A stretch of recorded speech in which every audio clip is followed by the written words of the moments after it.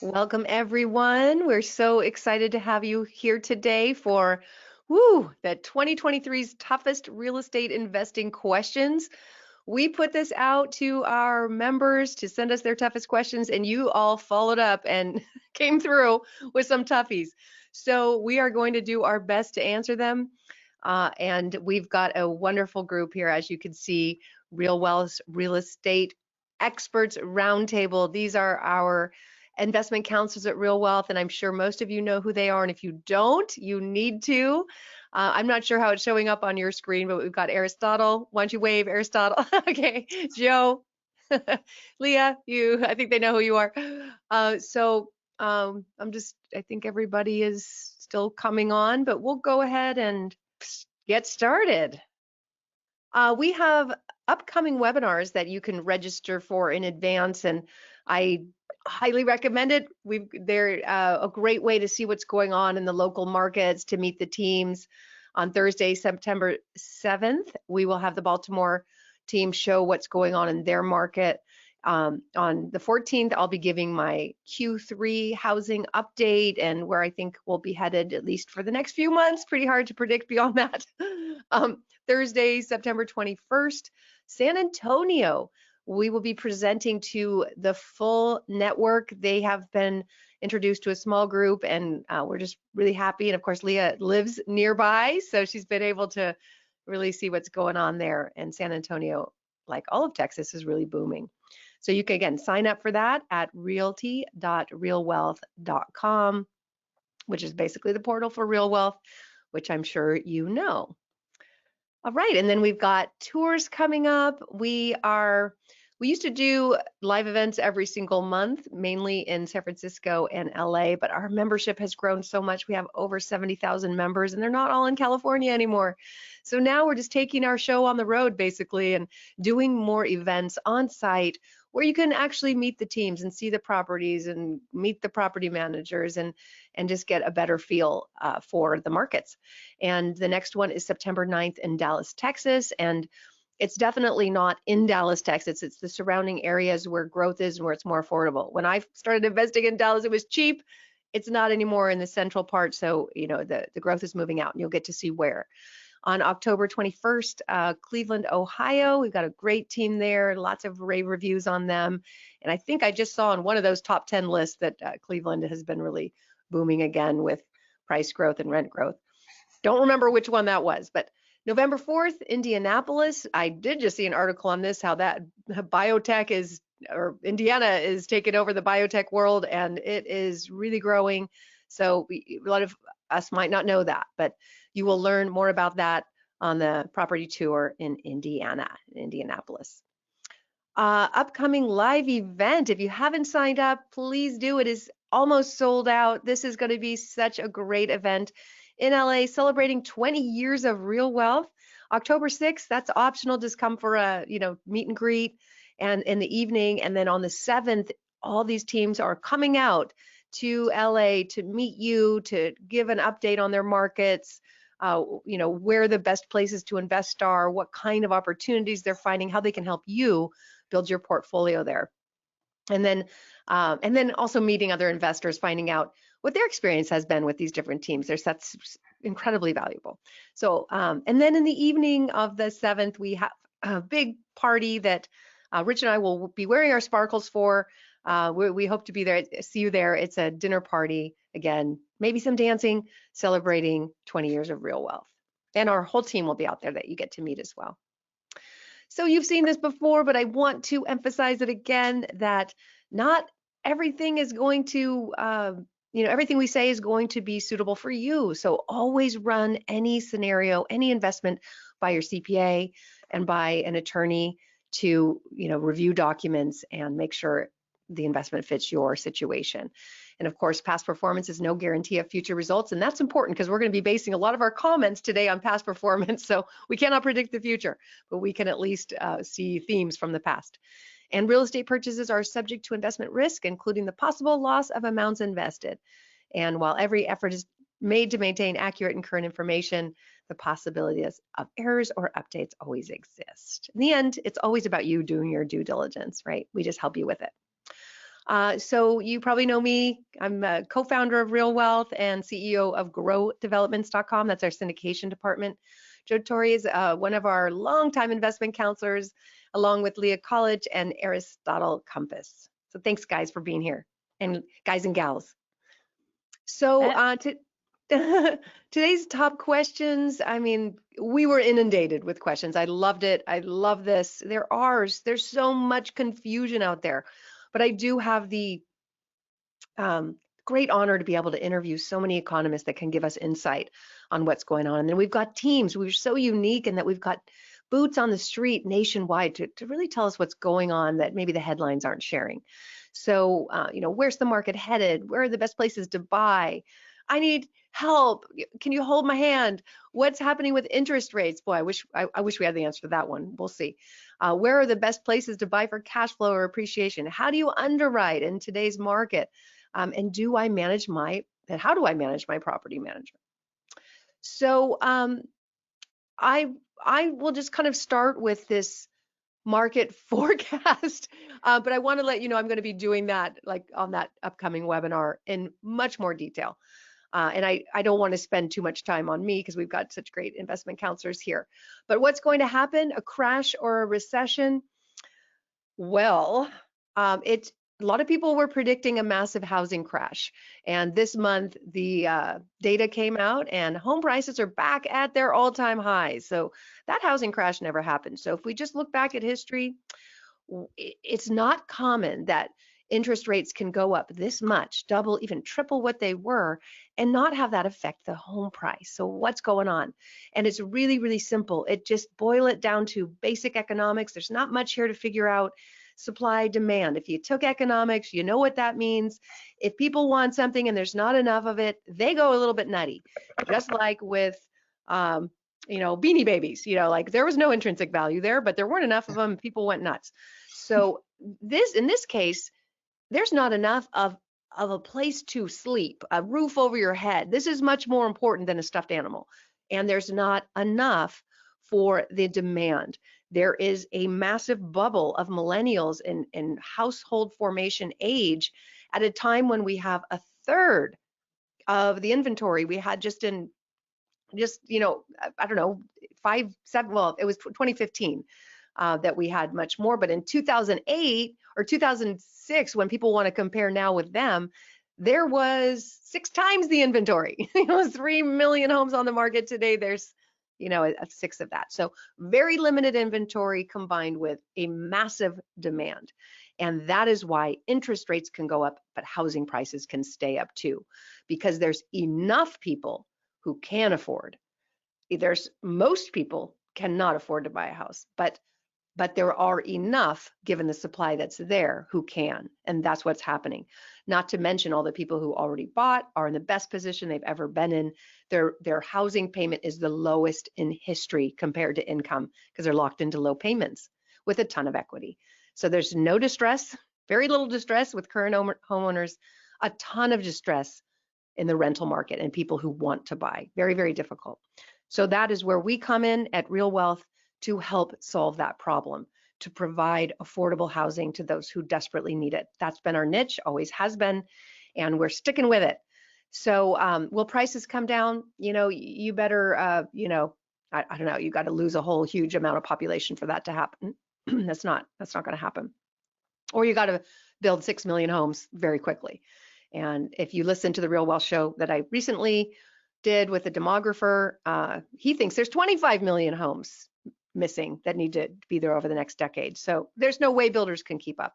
So don't take my word for it. Past is not the future. This is just based on the data we're seeing. I can't imagine prices could come down. Now, there's certain parts of the country where it's not, people are leaving, they don't want to be there, and jobs aren't there. There's always going to be pockets of America where people don't want to live there.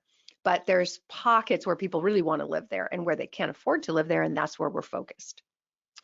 Will interest rates drop? They hopefully will as the Fed gets what they want, which is less job creation. And this week we're going to find out how that's going. The Fed has been a bit appalled, shall we say, at the massive job creation of the past year that they've been trying to kill, haven't been able to. But just recently, we're starting to see a little break in the job growth. And as that happens, we will see rates come down. So there's still more data needed at this time. As long as the economy stays as robust as it's been, we're going to have high interest rates.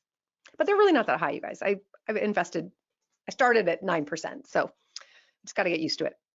All right, so timing the market. I'm going to toss this to Leah, and you could just pick whichever question you want to answer on this one. Yeah, real quick, Joe was signaling he might have, Joe has some genius comments sometimes. So Joe, did you want to chime in on something there? Super sorry, did not see that. Very subtle. On the question of recession, I read an interesting interpretation of what's going on. Instead of one big nationwide recession, as we usually see, what we're seeing is small serial recessions, industry by industry. So last year and late in the year, the tech industry got hit. So Microsoft, Google, Amazon, Facebook, they all laid off 10 to 20,000 workers each. But that didn't have a widespread effect in the economy. And then earlier this year, we saw banking get hit, like Silicon Valley Bank and First Republic and one other had trouble, and the Fed had to bail them out. The next shoe to drop is expected to be commercial real estate, because there's a lot of empty office buildings in Manhattan, and everybody's working from home, and a lot of balloon payments are going to come due next year. So instead of one big recession, we're having little serial recessions, which is a lot easier to manage and a lot easier for the economy to absorb. So it doesn't look like it's doom and gloom, at least not yet. Love it. Thank you. Okay, so this is a perfect segue then, because the question that then everybody is asking themselves is, okay, well, timing, like how do we know when is the right time to jump in? Did I miss the opportunity if prices are going up? If they're going to soften, then maybe I wait. This is probably the most common theme. These questions in general is the most common theme in a lot of the conversations I'm having with investment counsel or with investors on our counseling sessions. And I shared a little bit of my thought on this in the newsletter last week. My personal view, my personal strategy of this is to dollar cost average with my real estate investments, because I can't time it. I can't forecast with precision what's going to happen next year or the year after, or 6 months from now for sure, as I think impossible to know with certainty. So instead, I focus on the long-term data points, like Kathy just mentioned. I'm looking at, what do I know about housing? I mean, I know it's essential, right? Like, this is a necessity that will never go out of style, right? But two, like demographics, right? That interview that Kathy did with that demographer was excellent. And not only do we have this raging, millennial population that's in household formation, but we also have boomers that aren't passing on as soon as past generations, and so they're staying in their homes. And so I put those things together and I go, okay, like over 20 or 30 years, I can harness the bank's debt in an inflationary environment. And in 20 or 30 years, I feel pretty confident that this strategy is almost foolproof. Like, I feel like if I can underwrite the deals and have enough cash reserves that I can just hold on to these assets for 20 or 30 years, it's going to have certain outcomes for me. So I try to ignore, it's harder than it used to be, some of the headlines that kind of scare us into taking action. So that's generally my thoughts on timing the market, is I don't think you should. That being said, there's some obvious obstacles in our way today. And I think this first question gets at it, like, is it possible to still make money with higher interest rates? Should I wait for rates to drop? And I think what I always think about with this one is, should I wait for rates to drop, is someone's thinking about that rates will drop in a silo, and that will be the only dynamic that changes. Rates come down. Okay, now we'll buy. It's like, well, you and everybody else, right? And what happens when we all decide we want to buy at low rates?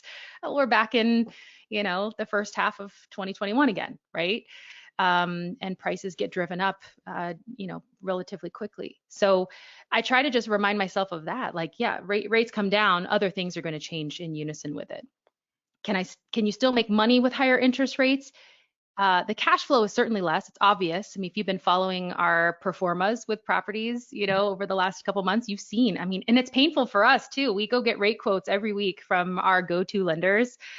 And the last week and a half, they've just gone up, up, up, up. And we got to the mid sevens and we're like, oh my gosh, like how these deals some of them just can't take it, right? And deals are going negative. The monthly cash flow is negative. It's obvious. And we want to be honest with you guys about it too. We're not at all trying to convince you that this isn't having an impact on our industry. It is. But we can look to what some of the major institutions are doing to continue to buy, and what funds are doing. They're reducing their leverage. They're putting more money down. If they can't underwrite the monthly math at today's rates with the way they used to use leverage, then they reduce the amount of leverage that they're using to create that buffer, that space for them that allows them to hold that asset for the amount of time needed to realize that return. And then, of course, we always try to point out, like, it's not just about cash flow either. So still making money. If you're referring to like the monthly cash flow, that's the only way of making money in your mind with real estate. Yeah, that's definitely the metric that's the most impacted. But remember, we still have principal pay down.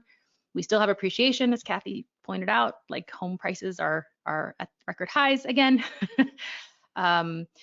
We still have the hedge against inflation by using the bank's money wisely with fixed long-term debt. So yeah, I definitely still think there's ways to make money, but it's a little less immediate than maybe it was for us for a couple years there. Anyone want to add? Yeah, Aristotle. Well, I just wanted to point out that, that it's kind of, when someone says, just can you still make money? It depends on like what you call money. If you're talking about cash flow, yes, you can. But if you're talking about appreciation, that's a different story too, right? So, I think like the way I look at it is, if you're going to buy and hold a property for, which most of our members do, they want to buy it for long term. They don't want to sell it necessarily, 7, 10, 15 years. I know this sounds very, very blunt, but I don't think you need to worry about timing the market if you're going to hold it for that long. Is that something that you guys also think? That, it doesn't really make sense to try to time the market if you're going to hold it for a long time. Totally. You can be passing on deals. I've seen it just in the last couple of days, passing on deals for $20 a month when you plan to hold it for 15 years, and we see what happens to home values in a 15-year time horizon. It's like, oh my gosh, please don't miss the forest for the trees and pass on this for $1,000 a year. It's small chump change in comparison to what you're doing long term, for sure. Mm-hmm. Yeah, Leah, you said it best at one time, and I've known this quote for a while, but you always say time in the market is better than timing the market. And for people who don't know what that means, it means that the more time you spend in the market, you're going to build up appreciation, you're going to get some tax benefits, you're going to get some cash flow. If you wait 5 years, you're going to miss out on that, and you're going to miss out on your tenant paying down your loan for you if you're getting financing. So we're not saying just to jump in, willy-nilly, but definitely think about that, because I've talked to people who have been members for RealWealth for a long time, and they've never purchased a property, and they never probably will. I hate to say that, but they probably won't, because they're always waiting for the perfect timing. And with real estate, you can't really time everything. So I just wanted to make that point. Yeah, it's been painful for me to some extent. I'm curious to hear y'all's thoughts on this too, because I do feel like in my gut, the timing for some people right now might be wrong. Like it could be wrong. Like, especially if you're someone who, you don't have a big buffer, in your monthly expenses, your savings is tight, you have a little nest egg saved, and you see that real estate works long term, but getting into that first deal today is going to be like a squeeze for you. I hesitate to recommend it in this market, just because I know, like, you got to have cash reserves right now. We're going to talk about the other reasons why you need high cash reserves later, but and so I have found myself, giving people permission, I feel like, to say, like, this might not be the right time for you, just based on your financial situation. Have you guys had to have any of those conversations recently? Yeah. I have actually, yes. Joe, what about you? Yeah, I have. If it's a stretch and they really have to stretch to make it work, then it's kind of it introduces more risk. But to the point of waiting for rates to drop, I mean, suppose you have a long wait. I mean, historically, 7% interest is pretty much average. You might have a long wait, and as Aristotle said, you're going to miss out on a lot of appreciation and principal pay down in the meantime. I'd be shocked if we ever, in the near future, ever came back to 3% rates again. I just don't know that that's going to happen. And if rates do go down, you can just refinance. Yeah. Yep. I want to address this question on I can earn a 5 to 6% risk-free investment elsewhere. That is true, but you're not buying real estate with all cash. So this is the important thing to look at. Let's say you bought a $200,000 property and put $40,000 down. You have $40,000 into the deal. You've borrowed $160,000. If that $200,000 property, let's just say it goes up 5%, so now it's worth $205,000, and you're taking that $5,000 increase and you apply that to the $40,000 that you put into the deal. So what is 5% into 40,000? Or I don't know. Work it out, you guys. What that percentage is? 12.5. What was that? 12.5. Well, 12 point. Thank you. So that's a better return than a 5 to 6%. And what's not being included in that situation is the tax write-offs, the potential cash flow you would make as rents go up over time. You're not going to probably get very good cash flow year one. Just forget about it. You're not going to. But you're in a fixed rate, and the rents are going to go up over time. So that's it's the time. Think of 10 years, what that property is going to be like and how much it's going to rent for, and you're still in a fixed payment or a lower payment if mortgage rates go down and you can refinance. So you're not getting a 5% return just because real estate went up 5%. And if it goes up more than that, and some of these markets are, you're at a 20% return annually, again, not even including all the other benefits to be in real estate. So when you look at the pro forma, look at it over a 10-year period, because this is buy and hold investing. It's totally different. And I think maybe we need to do a webinar on those numbers to show, again, what this property today that you look at and go, wow, I'm getting a $50 a month cash flow, or it's breaking even. Why would I do this? And maybe when you see the numbers, you might change your mind over 10 years and see why you would do this. Yep. Yeah, I just want to say something real quick on that, Kathy. I had a conversation with actually a lot of people I talked with recently, and it's probably in the past too, but more recently because of rates. But a lot of people they're so fixated on looking at the monthly cash flow, right? Oh, it's only going to cash flow $50 a month. That's not going to do it for me. Okay, but I try to get them to look at the big picture, like you're saying, Kathy, like maybe not 10 years, but at least 3, 5 years, 7 years. And we have the deal check software that we have. I'm doing a shameless plug, but we have a deal check software that we're partnered with, and it's a great piece of software, but it's more than a spreadsheet. So it does a lot of calculations, and it does project 3, 5, 10, 20, 30 years out. And so I really encourage people to look at the big picture, because real estate investing or owning property is a multi-dimensional asset class, right? Like Kathy said, it's not just about getting a return. It's about all the other benefits you get with owning a property. And if you look at the big picture, year 3, year 5, cash flow is going to go up slowly and surely. And that's what you need to look at. Don't look at what it's going to cash flow today or next month or in 6 months. Look at the big picture. Right. This next question, or the third question there, are rents dropping? Margins are so thin right now. I'm afraid to buy only to end up operating at a loss due to softening rents. We're seeing this in some markets. It's there. Really in the growth markets, which are maybe better named like cyclical growth markets, because they are growing over time. We see the economic drivers that tell us, hey, this market is probably going to continue appreciating and rents are probably going to go up. But those growth markets are also subject to what's happening in the economy, right? The growth is on employment and labor, and that's exactly what they're going after. So, we will see the little rise and falls as over time it's going up. So we are in those growth markets. We've seen, like in some of the Florida markets, I haven't heard much of this in Texas, but in like our Charlotte market, like rents have softened a little bit, not drastically, but $50, $100. I just had to lower rent on one of my units in Florida again today. I've done 2 cost reductions already. We're doing little $50 increments. Does it feel good? No.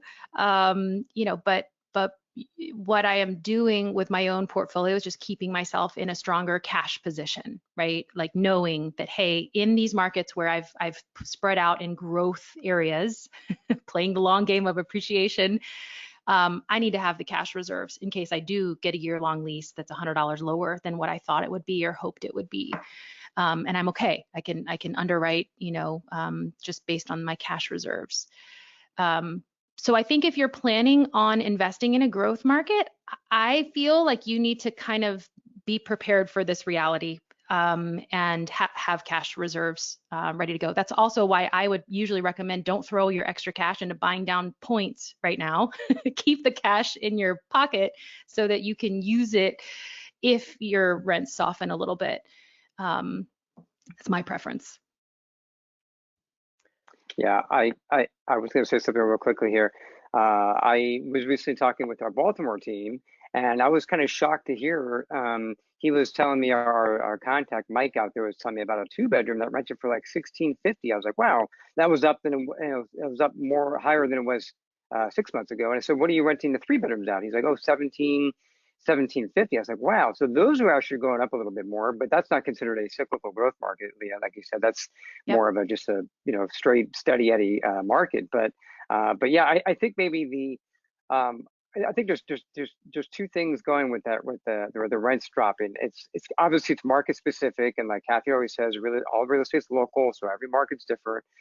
But I think maybe some of the higher end markets, I think that maybe it's gotten too expensive for some tenants, and they just don't want to pay to move because it costs money, and everything still costs a lot of money in this country. Food and everything else is still going up. So maybe that has something to do with it. But in the other markets, some of the other, I should say not other, but some markets rents are still going up a little bit. They're not coming down. So I guess it just depends on where you're buying. Totally. Cleveland said the same thing. I think in our webinar just a couple weeks ago with the Cleveland team, they're like, nope, rents are up. Indy said the same thing about some of their new developments, that they're leasing them above what they anticipated. So it's really market specific. It's so interesting. Property values have gone up and interest rates have gone up. So a lot of people who would normally buy can't buy. So demand for rental housing is going up. So I don't see rents softening in most places. I was just going to say, in our portfolio, they've only gone up, and we just bought one of those really cool deals, and I don't know if there's any left, but if anybody is interest rate sensitive, I just got a 4.75% interest rate, and it actually appraised for much more, and the rents came in more, so and rented immediately. So and all our other properties, they've renewed and rents went up. So I personally have not experienced rents going down, but that's just anecdotal. Yeah. Yeah. Okay. So yeah. So I'm up next. Yes, you are. This topic here. Where to buy? So this is a question that all of us get asked all the time, and everyone wants to know, where should we buy? What's the best market? Where do I get the best cash flow? Et cetera, right? And I just want to start off saying that there really isn't one best place to buy. I mean, that's why our company exists. We're so diversified in so many different markets and different areas that you can diversify if you want to buy multiple properties over time. And so, but there are certain markets that are going to offer more cash flow or more appreciation potential than other markets. So, like the first question says, this is one of the best places to buy for cash flow and appreciation. Are there still markets that offer both? Well, I guess it depends on how much you put down, because you can get cash flow and appreciation. Like, for example, in Tampa, you can put 30% down and still get cash flow, but how much cash flow are you, what are you expecting? Like, what are your expectations for cash flow? If you're expecting a 10% cash on cash return and also a 6 or 7% appreciation potential, no, that's not going to happen. So that's why there are different markets. But I'll this kind of, there's another question there, like what's your number one market for SFRs right now? So I'm just I'll just answer this one. I'll leave it up to you other investment counselors too. But for cash flow, I like Baltimore. I think Baltimore, especially right now with the higher interest rates, Baltimore is awesome. They have a great product there. No, I don't work for them. I work for RealWealth, but they have an amazing product. They do a full gut rehab on their houses. They're an amazing team to work with. Lots of our members have bought up there. But right now, if you're looking for 8, 9, or 10% cash returns with 25% down, that's the place to go. And so I don't want to project numbers out there necessarily right now, but we have samples on our website. We're doing a webinar coming up next week. Leah, I think you're hosting that, right? You can host that webinar next week with Baltimore. Yeah. Yes. Yeah. So join us for that. But that's my opinion for the highest cash flow. And then as far as appreciation, again, this is just my opinion. But I like Texas. I think Texas, lots of parts. I mean, we're in North Texas. We're in San Antonio. Texas is not slowing down as far as people moving there. So I don't want to say Texas is a market because it's not, but the state that people are buying in for growth would be in my opinion Texas. But yeah, North Texas is awesome. There's a lot of cool stuff going on there right now. But what do you guys think? What are your favorite markets for cash flow and appreciation? Well, I agree with Baltimore as a high cash flow market, but every market has a story why we like them, and every market has pluses and minuses. The downside for Baltimore for some investors is that there are a lot of Section 8 tenants, and it's in the inner city. So if someone's Section 8 averse, then an alternate might be Cleveland, but Baltimore certainly has the highest cash flow.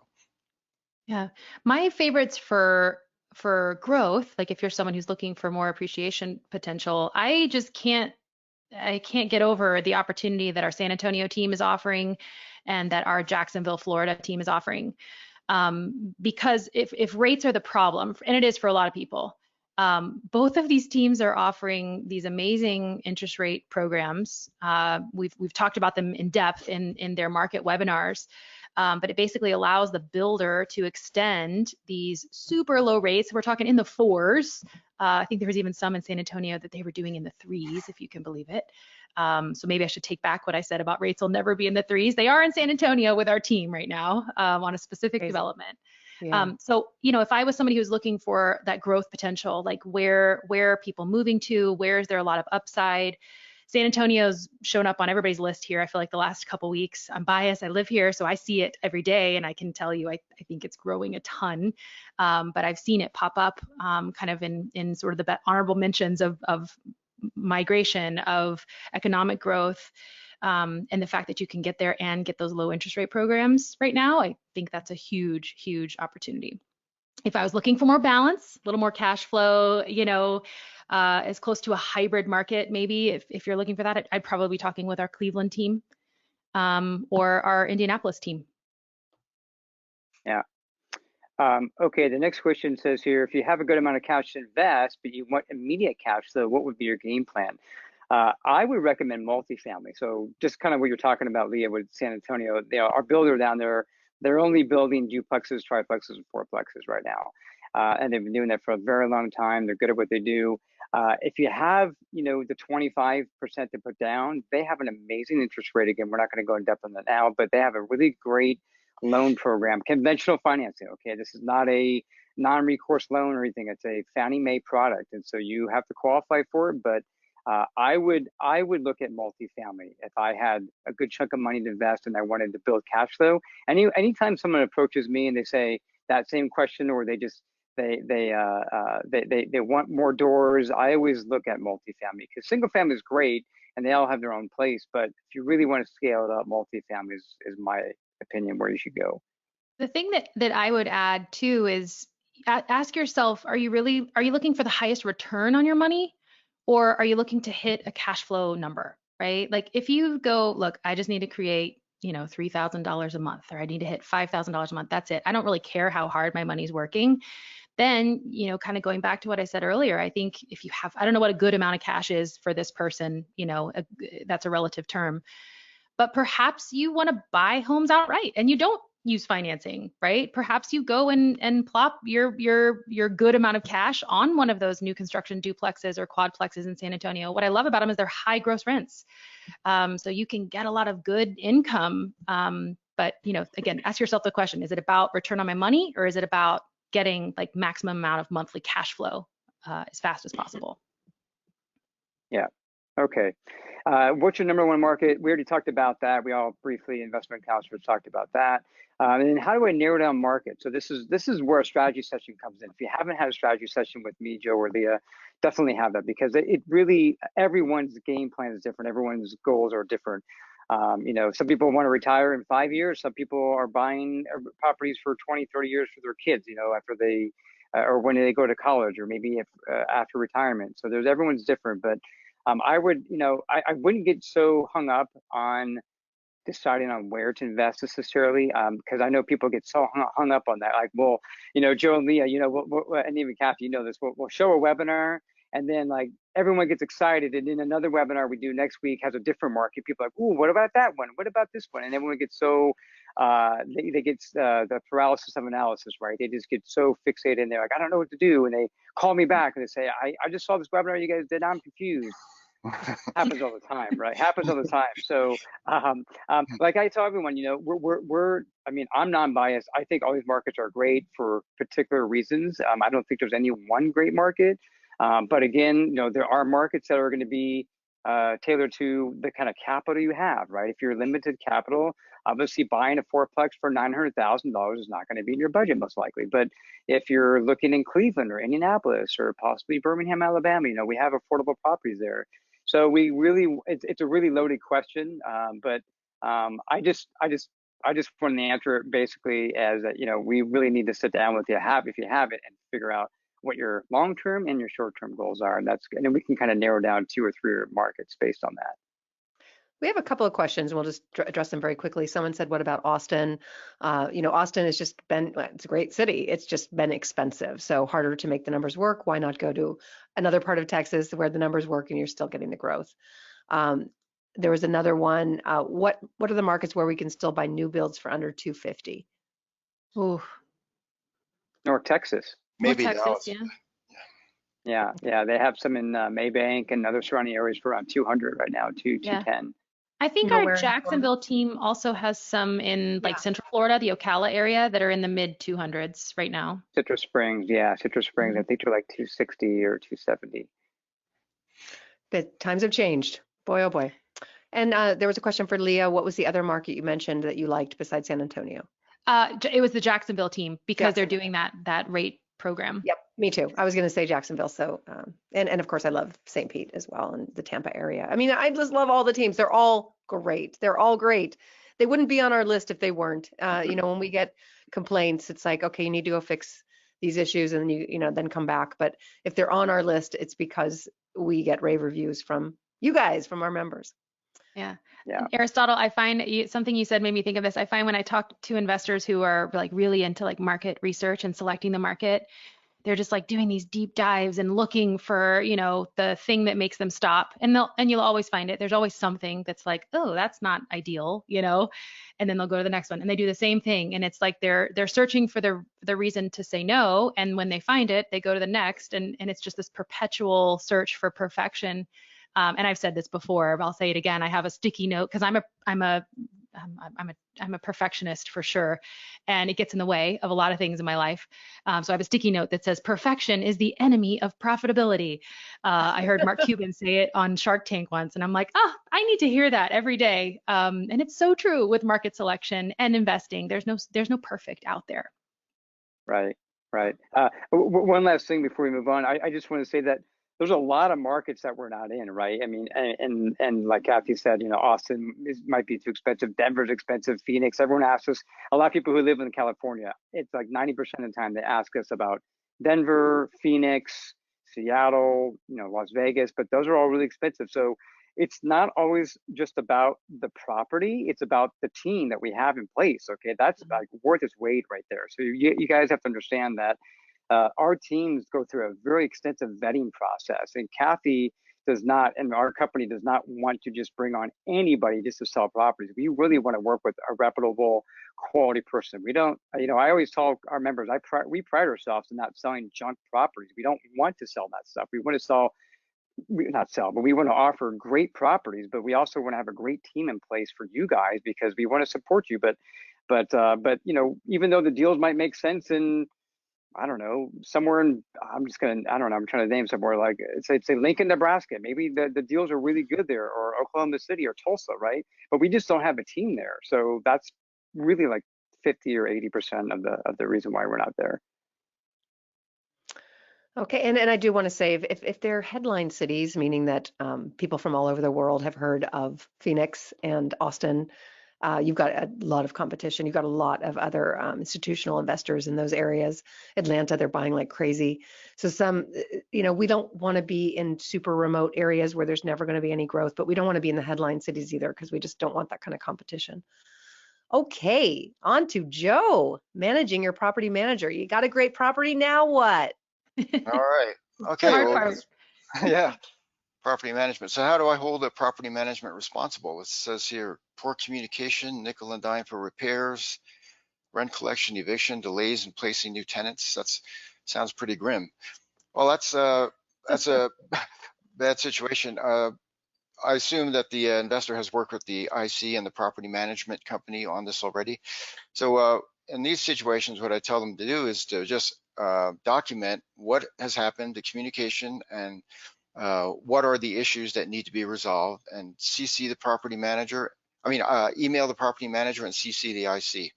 And that way the IC can see what's going on and see the history, and then on a back channel communication, talk to the property management company, say, hey, what's going on with this property? What are you guys doing? And put some pressure and twist some arms, or just see what's going on. And maybe there's an explanation for it. It sounds like this is chronic though. So that usually helps expedite things and get things going, because we send these property management companies a lot of business, so they want to keep our members happy. That's part of the advantage of being in a network of 70,000 members. You're not just by yourself, you're part of a network. So we can put some leverage on them to expedite the fixing of the problem, whatever that is. If that still doesn't work at some point, eventually you may just have to find another property management company. In some markets, we do have a backup, not usually, because most of the ones we have are good. So, or all of them are good. So you might have to go to Yelp or something and find another one. Joe, you mentioned like if these conditions are chronic, and I think that's really, and it's a hard thing to know with certainty, like when you cross that line of like what's a normal like challenge with a property manager, because I'll be the first to tell you, like even the best property managers that I've worked with have made mistakes or have sent me some outrageous bill. It happens. This is the nature of the beast to some extent. Delays in placing new tenants happens with the best property managers. Poor communication, a forgotten email happens with some of the best property managers. So I do think you got to be realistic with yourself about like understanding that it's a tough business and mistakes happen. But to Joe, your point, when it becomes chronic, at some point, like I would start reviewing my property management agreement and see what it would take for you to terminate that agreement and move to a different property manager. That is the nice thing about it, is that it's not a permanent relationship. Right, and we do document it when we get complaints from investors. We document it in our CRM system, and if we see a pattern where one property management company is consistently getting complaints, then we have a come to Jesus meeting on Zoom with that team, and we discuss the issues, and we see if we can sort it out that way. Yeah, and we're not clear if this is a property manager within our group, so Yeah, that's one of the problems. I mean, man, when I started in this business, it was mom and pops. There was no structure, and every property manager was bad for the most part. So there's been a lot of improvement, and so if there are these kinds of issues, the first thing is we want to know about it because we track these things. But my guess is this may not be one of ours. Doesn't sound like it. Yeah. Okay, best practices for managing multiple property managers. We spend too much time tracking things and assembling documentation at tax time. For that, you need some kind of system. First of all, managing multiple PMs in multiple markets is one of the things you have to consider. And the previous slide was, how do I select a market? You have to ask yourself, how many markets do you want to be in? If you had 5 properties in 5 different states, and you're dealing with 5 different property management companies, and you have to file income tax returns in 5 states every year, and your tax returns are 120 pages, that gets unwieldy. So ahead of time, you should be thinking about there's a trade-off between diversification and concentration in one area. So to get a good balance, I think you need to have 3 to 5 in each market that you're in. That gives you a good critical mass. The other thing about having your properties spread out all over the place is you'll never visit them, because the cost of flying out to one city and getting a rental car and meeting with a property manager, that'll eat up your cash flow for the year. Whereas if you had 5 properties in one market, it's kind of cost effective for you to go out there and keep tabs on your investment. So a critical mass of 3 to 5 in one market is a good thing. As far as tracking taxes, one thing you can do is invest in states that don't have state income tax, like Florida and Texas. Otherwise, you'll need some kind of system. I'm embarrassed to say how primitive, low-tech my system is. I have an accordion folder, one for my Alabama properties and one for my Florida properties. And I have one tab here for each property. And throughout the year, from January 1st on, every time I get an expense, I print out the invoice, stick it in there in the appropriate slot. At the end of the year, all I have to do is go to my mortgage statement and print out the interest, put it on there, and then go to the property management website and print out the summary for the year, where they have rents broken out by month and all the expenses by month. So I just stick them in the appropriate folder. I hand this off to my CPA and say it's all yours. So that's worked fine for me. It's not a very high-tech or elegant solution, but it works. I suppose if you have 10 properties or less, that can work. But if you have 20 or 30, then that may not scale very well. So maybe Leah has a better way of doing it.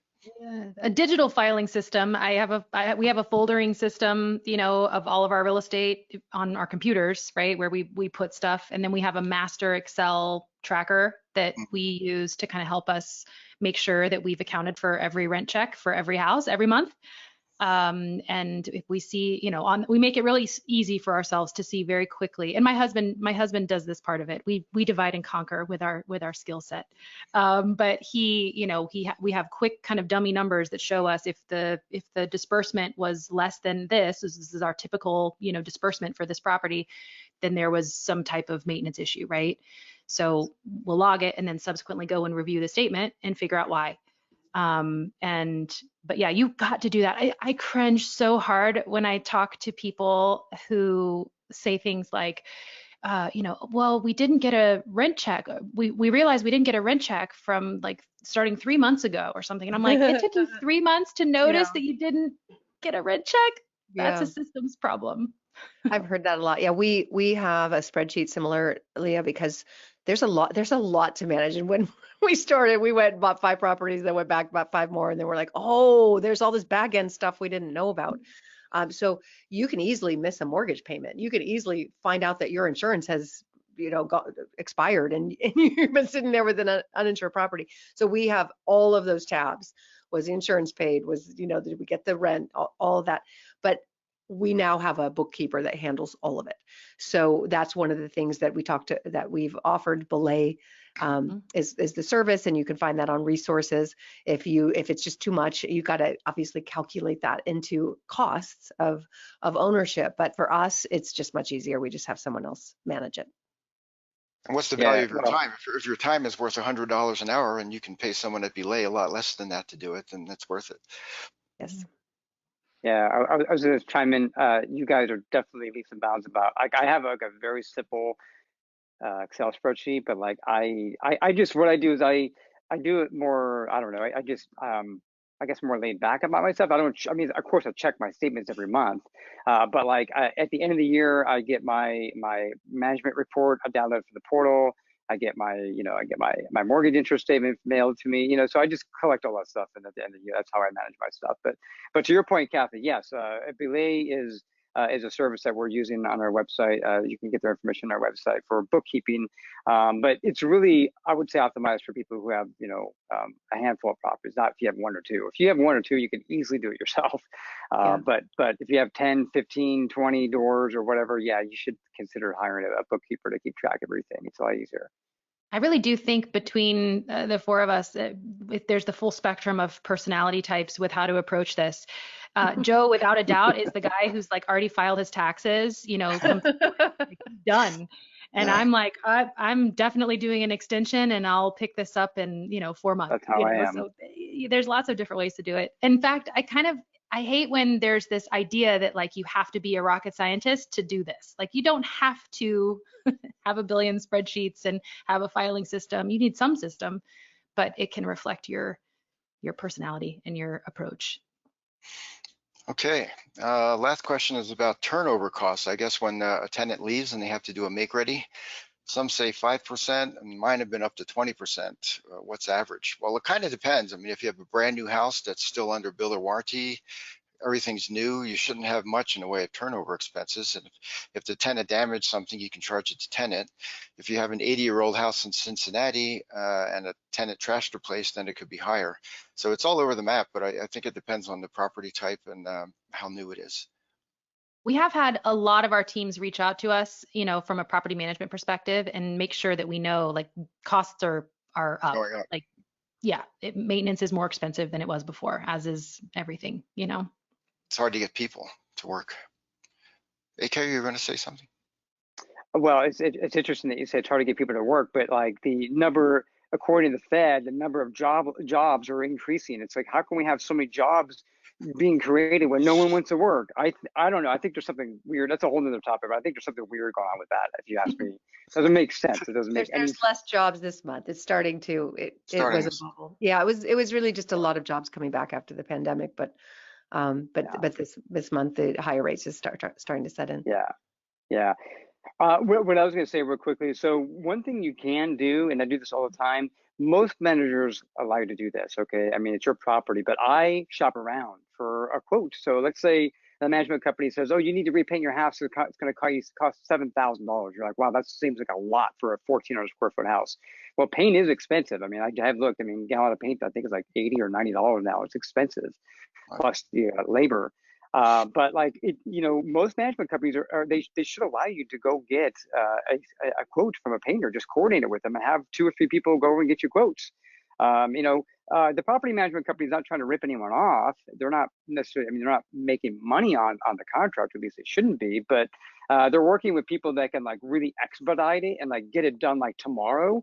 Whereas if you hire someone else, it might take like a week or 2 to get them over there, right? So that's kind of why I think the price might be higher. But carpets, flooring, paint, things like that, definitely. I mean, I go get a quote. I don't know if you guys do that, but I'm having the HVAC changed out on one of my houses. Well, I'm trying to, but it's like I got a quote from 3 different people, and they're all over the place. So it doesn't hurt to do that. So I would say that would be one way to kind of shop or to lessen maybe the turnover costs. So the other way I would also suggest too is maybe a different topic, but think about buying a property where there's a Section 8 tenant could possibly rent there, because Section 8 tenants, the government subsidized housing program, they don't move very often.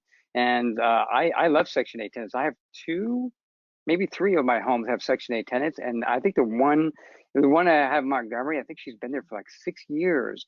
And so my turnover costs have been 0 over the last 6 years. Mm-hmm. So like, that's another way to kind of mitigate it up front. But yeah, reduce the amount of turnovers. That makes total sense. And acknowledge when you have had a period of no turnover. Like if you've had 3 or 4 years, or better yet, 5 or 6 years, which happens with one tenant, and then you get an egregious turnover bill, like you're due, like you've had some savings there. So yeah, but I have noticed in my own portfolio, like my turnovers are definitely more expensive than they were. And for me, this was part of the reason why I started making the transition in my portfolio away from cheaper linear markets, because I found it hard for me to like gain traction in my wealth building strategy when the cash flow, the whole reason I invested in this market was for the cash on cash return, right? But it was cannibalized by a turn completely. And I was seeing the same thing was happening with my growth purchases. The cash flow was being cannibalized by maintenance and ongoing costs. But the difference was that the home over here went up in value. Rents went up over here, and so it's like, oh, I was gaining traction over there, and here I was just like spinning my wheels. And so this was a big reason why I have started kind of to diversify my portfolio a little more heavily towards growth markets. So how do you handle, Leah, how do you handle your turnovers? And do you shop around like I was suggesting, or do you just whatever the property manager says, you just pay? No, I don't think I'm not that like I'll pay whatever. Like I definitely read them, and I probably have a couple property managers who think I'm, a little bit difficult because I will like ask questions about things and push back on stuff. But I also think there's some time value or there's time value of money. So I also like try to be really quick. And so if I find myself bogged down with we've got a bunch of houses. So like I'm bogged down with getting quotes and talking to vendors. It's like at some point you do just go, pay it, like get this fixed and let's move on. Yeah. Yeah, when I get a bill for something big like an HVAC, I want to see the actual make and model of the unit they're selling, and so I can look it up online and see what it's really going for. What I don't want is for someone to sell me a $3,000 HVAC and charge me $5,000 for it. So I want to make sure I'm getting the right thing for what I'm paying for. Mm-hmm. All right, well, we only have a few minutes left, so let's go to these holding long-term rental questions. When does it make sense to cut my losses and sell a poorly performing property? Joe's Joe's ready got for one. this one. Ask me how I know. I've had this situation. I guess the main question is the situation salvageable? And if you got one bad tenant and didn't work out, and you trashed the place and you kicked them out, will it perform in the future? On the other hand, if by some reason you had a really badly renovated property in a bad neighborhood of town, you're not going to ever attract a good tenant. So that's not a salvageable situation. So you should cut your losses and sell, move on. Yeah. Yeah, I personally have not sold any of my properties yet due to this, so I can't really speak personally about it. But kind of like we were saying, yeah, Joe, it's like if it's just a fluke and if it's just a bad tenant issue or something, then it's no reason to sell it. Because some people, I see this sometimes where a new member, they get excited, they buy their first property, and then they have a tenant issue, they stop paying rent or whatever, and then or they have like a couple $1,000 maintenance bill that sets them back that was unexpected. And then they just quit. They're like, I don't want this property. I'm going to sell it. It's like, you've only owned it for a year. You can't just sell it, because if you sell it within a year, you're going to lose money. You got to pay Mm-hmm. real, commissions to sell it and repairs or whatever. So it doesn't make sense to sell it. It might make more sense just to hold on to it, gain traction, and then get it going again. But if you're having ongoing maintenance like every month, it's like, I don't know. It's just, I guess it's going to be a case by case basis. Yeah, maybe let it go, but. I've had a lemon, and once I knew it was a lemon, it was years, of just repeated, and then it's like, this is just a lemon, unfortunately. So, and I always ask myself about like opportunity cost. If I see stuff working over here, fine, like clockwork, I'm making money, like things are going well, have a great relationship with the manager. At some point, you're like, okay, cut my losses here. Let's put the money over there where it works. Yeah, you got to just look at the numbers. If you take that money, let's say you even lost money, but you take that money and put it in a market that you know is performing better, you're going to make that money back so much faster. Just let it go. Especially we've had investors who just have personality conflicts with their property manager. Like, just move on. It's not worth it. This is meant to give you freedom, not, frustration. So yeah, just we've had it too, and we've lost money too, and you can gain it back. I think money's fluid. You can gain it back. Okay, what are realistic reserves in today's environment? Do I need more cash on hand? You kind of mentioned this, Leah. Mm-hmm. Yeah. I heard our team in Cincinnati say that her general rule, excuse me, was $5,000 per property for each additional home that you get. I think she has 250 properties, so I suspect she's not keeping that much cash in her own bank account, but maybe, I don't know.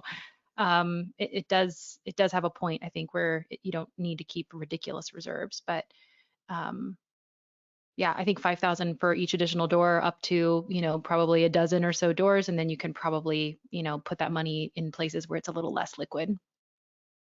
Yeah, Aristotle. I would say to add on to that, just have like 1, maybe 2 months at least set aside. Like, so if your projected rent on your house is $1,500, have 2 months set aside. So that's 3,000, and then maybe an extra 2,000 for maintenance. So it's about 5,000. That's kind of how I look at it. Yeah, the main things you have to protect yourself against are vacancy risk and maintenance risk. So if you have a brand new house, the maintenance risk is relatively low, so you might have less. If it's an older house, then you'll need more. And vacancy, one of my houses in Florida, I put it on the market on Friday and it rented on Saturday because the market was so hot. So vacancy risk there was very low, but in another market in Alabama, it might take a month or two to find a tenant. So you just have to look at the property and where it is, and adjust it, $3,000 to $5,000. And not all of your properties are going to be vacant at the same time. So having 5,000 per house can get expensive. If you have, you might get away with less than that. Yeah, and I love what you said. If it's an older property, you need more reserves. You're going to have to fix stuff. Stuff gets old. If you're in a newer property, then you can just have that reserve set aside for when that house becomes old, and then you have more issues. But with a new home, the first year it's under warranty, so you should have very little, and your insurance is lower too as a result. I always tell people, you want to sleep at night, like decide with your family, with your household, like what is the amount of cash, like that we need to have to sleep, no matter what the situation is. If we get the non-paying tenant that we can't get out, or we have some catastrophic damage, like what is the amount of money that you feel like, if it's beyond $20,000 of damage or $20,000 circumstance, insurance is probably a factor, right? So you probably have a claim going, right? So I can't foresee, like, for one property needing a whole lot more than that. I mean, again, I'm assuming that you're buying an affordable property and not $1 million home somewhere. But you got to sleep at night. This should be investing and shouldn't start dictating your lifestyle and how you provide for your family and the peace that you offer, like your partner. Like, all of that is so much more important than investing. Like, let this stay investing. So keep saving. If you don't have enough that you feel will let you sleep well at night, you don't have enough. Like, keep saving before you buy. Yeah, these are passive investments. These are not active. If you're going to be flipping homes or renovating homes or whatever, that's an active investment. This isn't it. Like you said, this is long term. This is your future. This is going to make you wealthy. This is going to solve your problems when you're my age. So you'll have more money than if you didn't do it. But in the day to day, really your income needs to come from your job when you're younger, and let this be something you don't think about unless your job is real estate. That's different. Mm-hmm. Okay, best practices for tax time with multiple properties in multiple states. We kind of went over this, but I remember that. yeah, okay. And how to balance having cash reserves with investing. We did that. Okay, well, let's see if we have one more slide here. I think we did. We do. How do I find lenders with lower interest rates? Well, we've got a couple.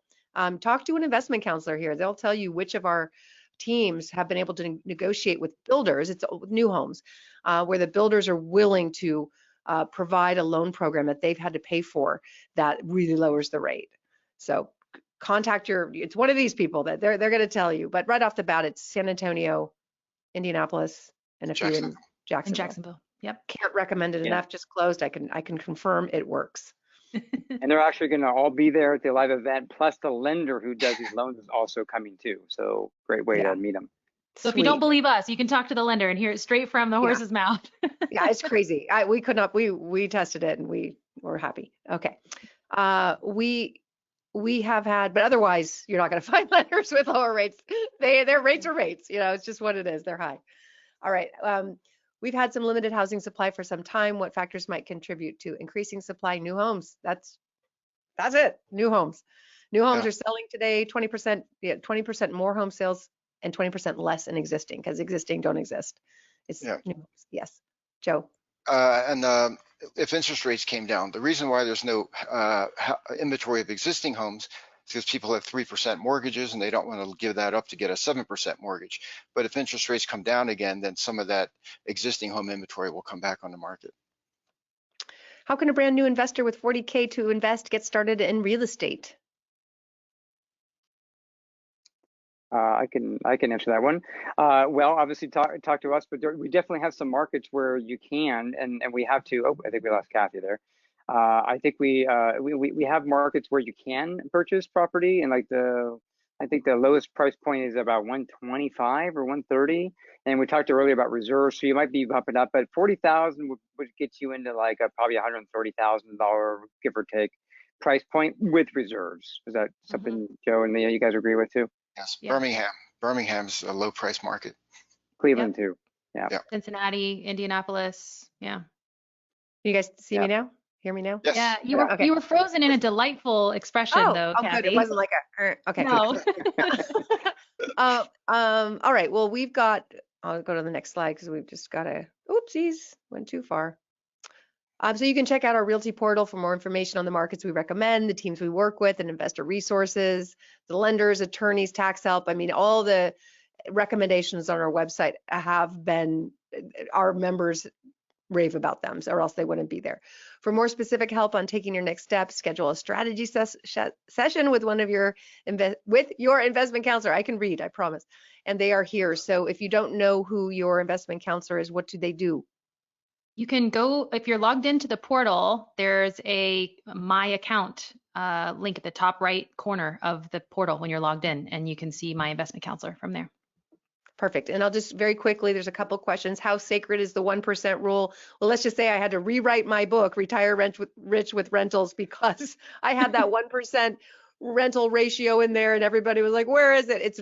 It's really hard to get. We are getting it in our single family rental fund in Texas at growdevelopments.com, but it's really hard. I mean, We had a 1%er on the Cleveland webinar. I mean, I'm sure it's gone because it's the first one I had seen in a while, a couple weeks ago. Fantastic. Okay, and go ahead. I was going to say, but that's not, that's, that whole 1% rule it doesn't account for a lot of things, right? We talked about that before in other podcasts or webinars. It's like, it doesn't tell the whole story. So just because it's not 1% doesn't mean it's going to be a good deal. I mean, look at Alabama, for example, low property taxes, low cost of insurance. The deal still makes sense there, even though it's not 1%, still makes a good cash flow property. Okay, someone said I always maintain a home protection plan for my properties. They've saved me a ton of money, something to look into for sure. Okay, well, that's it, you guys. We are out of time. There might have been more questions I missed, and I'm sorry. We'll get to them somehow. But thank you all for joining us. Thank you, Aristotle, Leah, and Joe. And thank you. We hope to see you at our upcoming live event. It's going to be a great time. Thanks, everyone. All right. Bye. Thanks, guys. Bye. Bye.